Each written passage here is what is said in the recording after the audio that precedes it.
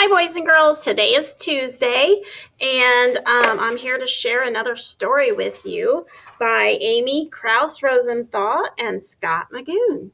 Now, yesterday we read a story called Spoon, and today we're going to hear a story called Chopsticks. Yeah, isn't that funny? They're both utensils that we use when we're eating. Has any of you ever tried chopsticks? To use chopsticks when they're eating? Can be kind of difficult, can it? Well, let's find out what the problem is in the story Chopsticks. Let's see what this says. Well, the illustrations are up by Scott Magoon. So he did the pictures. Okay. Perhaps you've met chopsticks.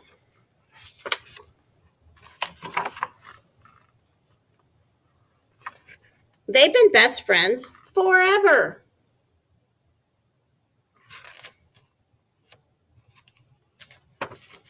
They go everywhere together. They do everything together. They're practically attached at the hips. You see where they use chopsticks? They cross like that. No one can remember ever seeing them apart. Nope.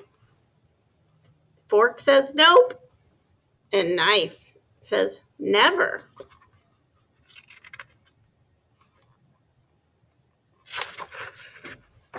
Having mastered all the basic chopstick moves, they were now learning some fancy new culinary tricks. This required, so when you make a mistake, you want to back up and then start over again. So I started a mistake right there, so I'm going to back up. This required lots of practice.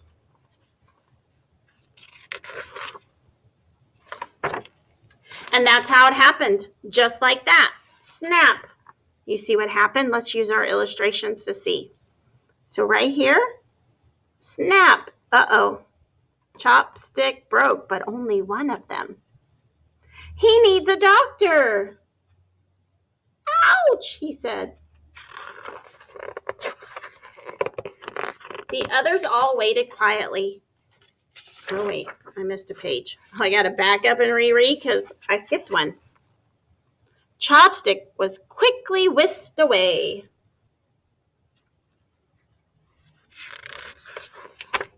The others all waited quietly. No one stirred, not even Spoon. It was a clean break. He just needs to stay off it while it sets. So how'd they fix it? Yep, they've used the picture. The glue fixed him. Day in and day out, Chopstick never left his side until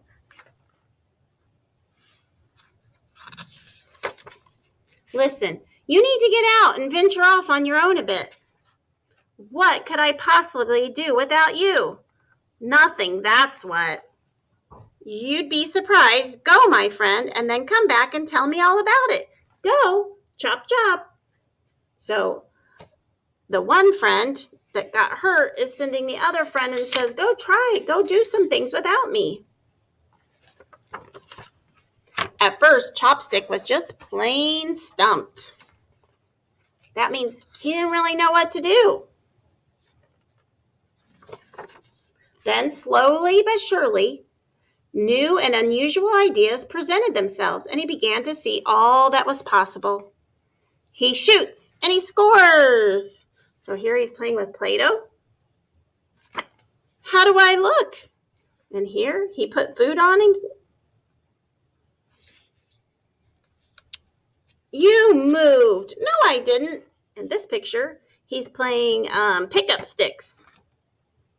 And woohoo! Right here, he's being the pole for Spoon to pole vault over the book. Needs a few more minutes. So if I look at the picture, I can tell that Chopstick was put into the cupcake to see if the cupcakes were done. Indeed, Chopstick had learned to stand on his own, and this changed everything.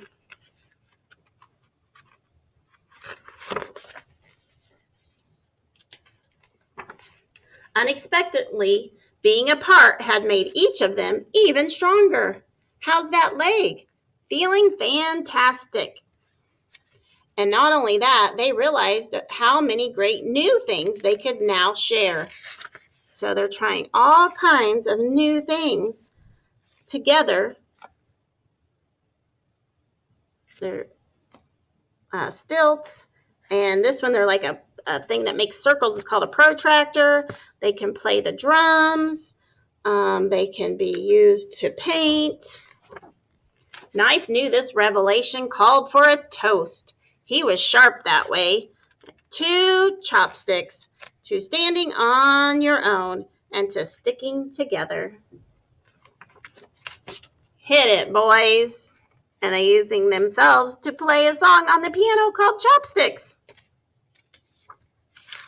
That's a funny story. Let's think about this story, about the parts of the story, okay? So first, let's think, who were the characters in the story? Now remember, characters are who is the story about. So the main character in this story is right on the front of the book. It's called Chopsticks. And there were other characters in the story, right? That's right, the other utensils in the kitchen. Can you name some of them? They were also in our book Spoon, right? So we had spoon, and who else? Fork and knife. And there was lots of other ones in this one too. So that was our characters. And then the setting, do you remember what the setting of the story is? The setting is just where they are. So in this story, where did it take place? Where would we find chopsticks and forks and spoons? That's right. Probably in the kitchen, right? So the story took place in a kitchen. And there was a problem in this story, right? So at first, at the beginning of the story started with the 2 friends' chopsticks, and they did everything together, right? And then in the middle of the story, there was a problem. Do you remember what the problem was? That's right, one of Chopsticks got hurt, right? So he had to rest, and the other chopstick didn't have anybody to do anything with. So what happened at the end of the story? Right, the other chopstick that didn't get hurt went out and tried new things. And then the one that got hurt, he felt better, and then they were back together at the end of the story.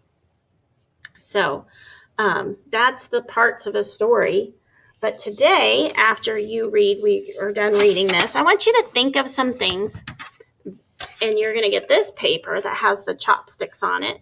And I want you to think about things that you would like to try, some new things. So remember, the one chopstick had to go and try some new things because he didn't have his friend anymore. So think about some things that you could try and be brave to do that you've never tried before.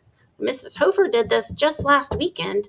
I tried snow skiing for the very first time. I had never snow skied before, and I went out and I tried. It sure was fun, even though I wasn't that great at it. That's okay. So you're going to try to think of 3 things that you've never tried before, okay, that maybe you want to try. Maybe you've never tried to ride a bike without training wheels. Or maybe you've never made a snowman. That would be fun right now because it's supposed to snow. So think of 3 things, write them down, try tapping out your words instead of just asking mom or dad to spell it for you. Try tapping it out and writing the sounds that you hear. It's okay if it's not spelled completely correct. We want you to try to sound it out on your own, okay? All right. And then after you make your list, try to do some of them. Okay. So the other thing we're going to do today is we're going to practice 6 new sight words. So yesterday we did 6, and today we're going to they're not new words. We're going to review 6 old words. I'm going to share the cards with you from words that we've already had. Okay. So our first word is the word that, T-H-A-T. And if you look at the picture, the hand is pointing to that yellow balloon, so that balloon.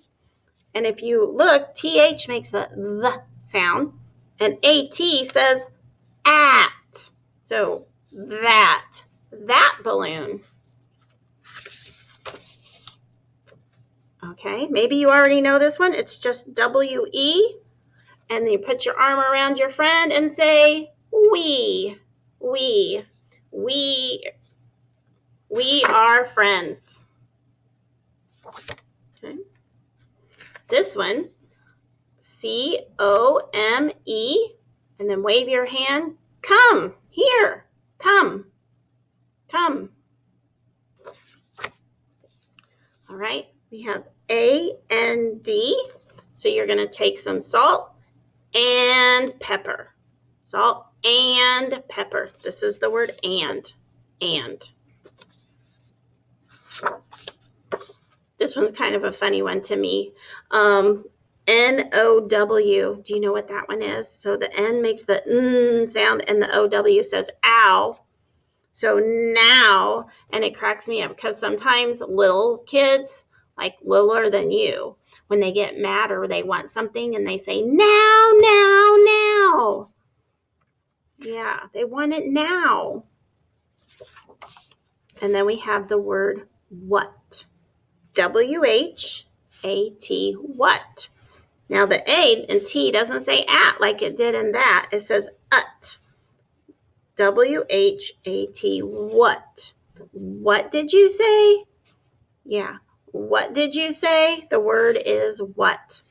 So practice those words. Write them on, if you have a boogie board, or you can practice them on your dry erase board. But keep practicing your sight words every day and read them. Practice reading them in books too, or looking for them in books. See if you can find them in books.